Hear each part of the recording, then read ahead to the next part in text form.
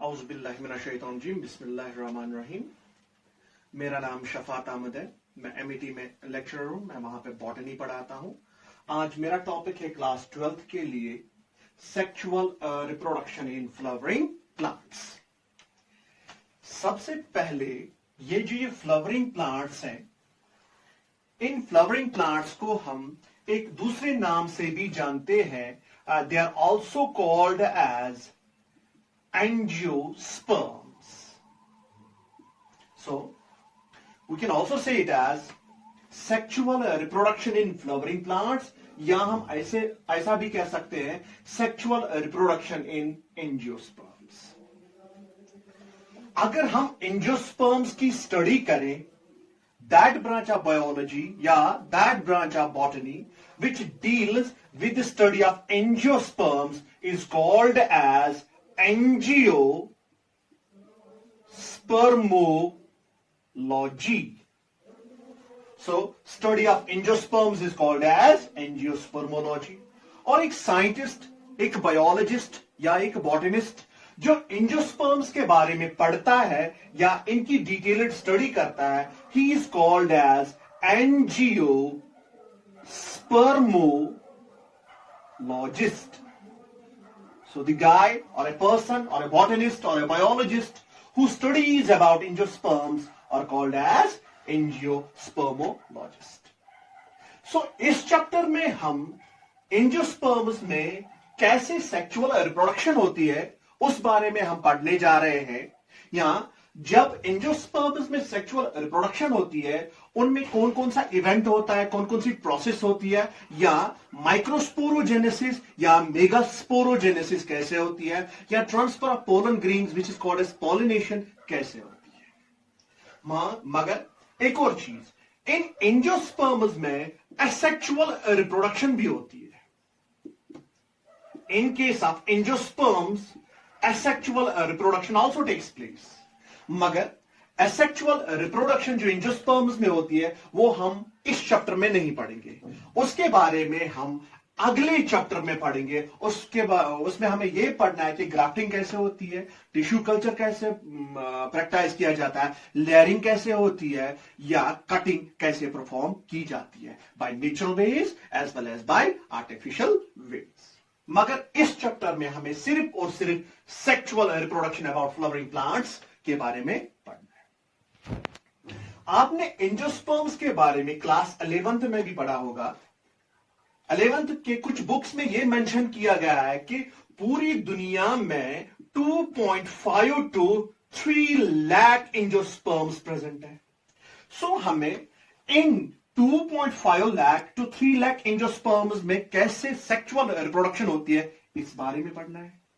मगर यहां पे एक पॉइंट आपको याद रखना है कि जब हम 12th या जब हम 11th की कुछ बुक्स पढ़ते हैं उनमें यह मेंशन किया गया है कि 2.5 लाख to 3 लाख स्पीशीज है, या कुछ बुक्स में यह मेंशन किया गया है 2 लाख to 3 लाख स्पीशीज है, या कुछ बुक्स में यह मेंशन किया गया है कि 2.3 to 2.5 लाख स्पीशीज प्रेजेंट है. मगर ज्यादातर बुक्स में यही डाटा प्रेजेंट है. So we can treat this as an authenticated data or authenticated number of species present in the universe. मगर किन की स्पीशीज? एंजियोस्पर्म्स की स्पीशीज. जब हम ये देखते हैं एंजियोस्पर्म्स किन किन हैबिटेट्स में प्रेजेंट होते हैं, we can call it as angiosperms present होते हैं almost in every kind of habitat. हर किसी हैबिटेट में ये प्रेजेंट होते हैं. एंजियोस्पर्म्स एक्वाटिक भी है, एंजियोस्पर्म्स टेरेस्ट्रियल भी है. एंजियोस्पर्म्स इक्वेटर के नजदीक भी प्रेजेंट होते हैं, एंजियोस्पर्म्स पोल्स पे भी प्रेजेंट होते हैं. मगर ज्यादातर एंजियोस्पर्म्स इक्वेटर के नजदीक प्रेजेंट होते हैं. क्यों? क्योंकि इक्वेटर के नजदीक टेम्परेचर या कंडीशंस फेवरेबल होती है as compare to the poles. एक और बात, जो एंजियोस्पर्म्स होते हैं इनकी डायवर्सिटी सबसे ज्यादा ट्रॉपिकल एरियाज में प्रेजेंट होती है. ट्रॉपिकल एरियाज, सब ट्रॉपिकल एरियाज, उसके बाद टेम्परेट एरियाज. सबसे ज्यादा ट्रॉपिकल, उससे थोड़ा सा कम सब ट्रॉपिकल, उससे कम टेम्परेट एरियाज में प्रेजेंट होता है। तो हमें यह भी पढ़ना है जो ये angiosperms different kinds of habitats में प्रेजेंट होते हैं, in different kinds of habitats में सेक्सुअल रिप्रोडक्शन कैसे होती है। मगर एक और इंपॉर्टेंट बात, अगर एंजियोस्पर्म्स में सेक्सुअल रिप्रोडक्शन होती है, एंजियोस्पर्म्स में कौन सा वो पार्ट होता है जिसमें सेक्सुअल रिप्रोडक्शन होती है? Is it root, is it branch, is it flower, is it fruit और एनीथिंग एल्स?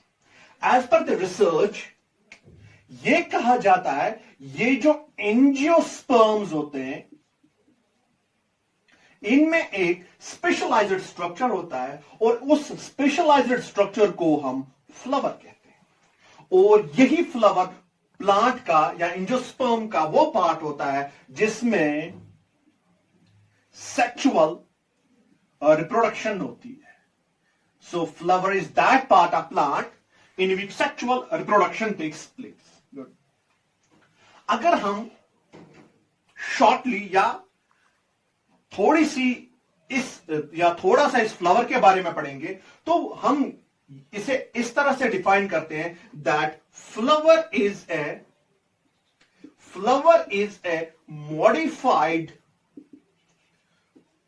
और reproductive shoot of plant. So flower is a modified reproductive shoot of plant. मैं यहां पे एक सिंपल सी डायग्राम ड्रा करता हूं। This is the root system और उसके अलावा ये जो प्लांट है, प्लांट पे ये स्टम होता है, these are the branches extra. इसके अलावा प्लांट्स में लीव्स होते हैं, फ्रूट्स होते हैं, बड्स होते हैं, हेयर्स होते हैं, नोड्स होते हैं, इंटरनोड्स होते हैं, डिफरेंट स्ट्रक्चर्स प्रेजेंट होते हैं। मगर इंपॉर्टेंट यहां पे ब्रांच है। मैं आपको यह समझाने जा रहा हूं that flower is a modified reproductive shoot of plant. So ये ब्रांच है, इस ब्रांच को हम एक और नाम से भी जानते हैं, it's also called as shoot. आइए बात समझ में। शूट का एक्चुअल काम क्या है? शूट का एक्चुअल काम यह है, ये प्लांट की हाइट को इंक्रीज करता है। So what's the actual function of a branch? Branch की एक्चुअल फंक्शन होती है दैट ये इस प्लांट की हाइट इंक्रीज करने में हेल्प करता है। या हम ये कह सकते हैं कि height of the plant is dependent upon the branch. कभी कभी ऐसा होता है ये शूट होता है, इसके टॉप पे एक बड डेवलप होता है and that bud is called as floral bud. Why it's called as floral bud? क्योंकि इससे क्या निकलता है? इससे फ्लावर निकलता है। से this is a flower bud और इस दिस इज ए फ्लोरल बड और इस फ्लोरल बड से क्या निकला? फ्लावर। So it's modification. कैसे मॉडिफिकेशन होती है? एक्चुअल काम इस ब्रांच का होता है कि प्लांट की हाइट इंक्रीज करे। मगर कभी कभी ऐसा होता है कि किसी ब्रांच के टॉप पे एक बड डेवलप होता है और उस बड से फ्लावर निकलता है। दैट मीन्स ये ब्रांच फ्लावर को डेवलप करती है। मगर ये ब्रांच जब फ्लावर को डेवलप करती है, this is not actual function of a branch but it is the function which is modified to a branch. Good, आई बात समझ में? इसके अलावा अगर हम फ्लावर की स्टडी करें, the study of flower is called as anthology. So एक बार नीट में आया भी था that study of flowers are called as anthology. So मैंने अभी तक ये पढ़ा है दैट एंजियोस्पर्म्स में सेक्सुअल रिप्रोडक्शन भी होती है, एसेक्सुअल रिप्रोडक्शन भी होती है। मगर इस चैप्टर में हम सिर्फ सेक्सुअल रिप्रोडक्शन पे फोकस करेंगे। ये जो एसेक्सुअल रिप्रोडक्शन है इसको हम अगले चैप्टर में पढ़ेंगे। जब हम एंजियोस्पर्म्स की डाइवर्सिटी देखते हैं, पूरी दुनिया में 2.5 lakh to 3 lakh species present होती है। अगर that branch of botany which deals with the study of angiosperms is called as angiospermology. और एक साइंटिस्ट जो इसके बारे में पढ़ता है, he is called as angiospermologist. और ये जो एंजियोस्पर्म्स है ये ऑलमोस्ट हर किसी हैबिटेट में प्रेजेंट होते हैं। सो ये एक्वाटिक भी होते हैं, टेरेस्ट्रियल भी होते हैं, इक्वेटर पे भी प्रेजेंट होते हैं और पोल्स पे भी प्रेजेंट होते हैं। मगर अगर हमें एंजियोस्पर्म्स की सेक्सुअल रिप्रोडक्शन के बारे में पढ़ना है तो ये एक इंपॉर्टेंट एस्पेक्ट है कि इस एंजियोस्पर्म पे फ्लावर प्रेजेंट होना चाहिए। Flower is the unit of sexual reproduction. Angiosperms में फ्लावर होता है और फ्लावर पे ही सेक्सुअल रिप्रोडक्शन होती है। What's flower? It's a modified reproductive shoot of A plant. Why it's modified? Because shoot का एक्चुअल काम होता है प्लांट की हाइट को इंक्रीज करना, मगर कभी कभी प्लांट्स के शूट मॉडिफाई हो जाते हैं, ये टॉप पे फ्लोरल बड डेवलप करते हैं। जब फ्लोरल बड डेवलप हुए तो फ्लोरल बड कन्वर्ट होता है फ्लावर में और फ्लावर में सेक्सुअल रिप्रोडक्शन हो जाता है।